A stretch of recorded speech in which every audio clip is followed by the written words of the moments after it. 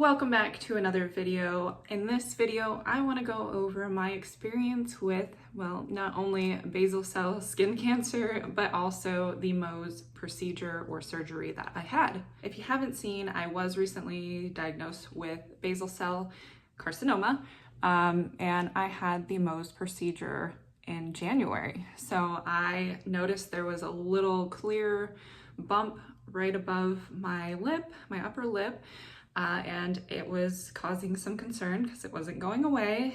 And at about 6 months of having it, I decided, okay, I should probably get this checked out. So I went to a local dermatologist. They took a look, said, don't think it's skin cancer, but just to be safe, they sent it in for a biopsy. I get the call, and it turns out I had skin cancer. So it was a shock, it was a surprise, it was heavy because who wants another diagnosis? I know I don't, but I dealt with it, scheduled the procedure. I knew my face was going to change, but that was honestly the least of my concerns.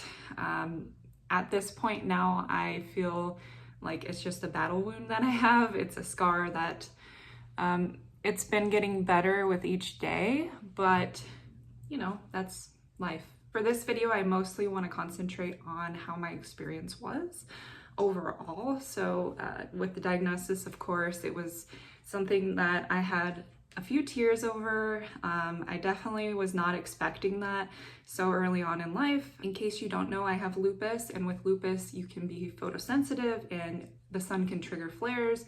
So I avoid the sun at all costs. I wear sunblock if I do go out in the sun.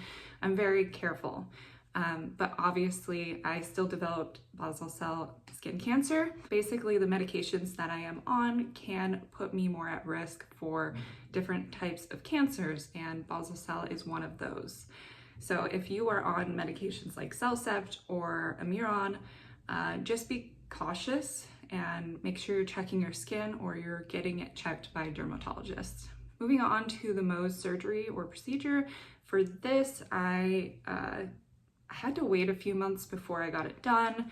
And then once I was there, I had my husband with me, which was very helpful because it was just all a new experience. And I'm used to going to appointments by myself, but something where they're cutting into my face, I felt like I needed some extra support. It was a lovely doctor's office and just comfortable chair I got to sit in.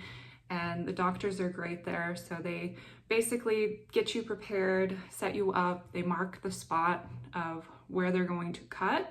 And then obviously the worst part of it all is the numbing that they do. So they had to use a needle and poke, and that was not pleasant. But once it was over, I couldn't feel anything from there. Then they did the first incision. They take off a small layer, very thin layer of skin. They're trying to keep as much healthy tissue as they can. Then they send it back and they test it to make sure that there's no cancer on the outer layers. So basically, the doctor then came back and said, okay, we have to do one more incision because they wanted to make sure they got it all, basically. So they did have to cut a second time, and this is something that can go on all day depending on how deep or how much the cancer has spread. Here's what it looks like right now. So this is with makeup on, and then also just over 3 months. I think it's 3 months out. So it's healing quite well. After the post-op, you have a bandage on your face for a week. That was annoying, let me tell you, just because it's above my lips. So whenever I would eat, it was just a mess. But then I went and got it checked by the doctor and everything looked great. When they basically layer the skin over top, so you'll have a bump, but that's just so it heals better. And then after the week, once I got approved, I got these, I'm forgetting what they're called right now, but I basically got these silicone gel, I think it is, and I would put those over it at least every night. For the first month, I tried to wear it every day, like constantly, just so I would have good scar healing. And then after that, I haven't been wearing it as much now, but I put Vaseline on it just to you know, keep it good. Vaseline is good for it. And I also, after I believe it was 30 days, I started rubbing the area just so I can break down the scar tissue. There's still some scar tissue in there, mostly at the top of the scar, but hopefully that goes away. I think it's healing well, but I guess I'll have confirmation when I have my appointment in just a few months.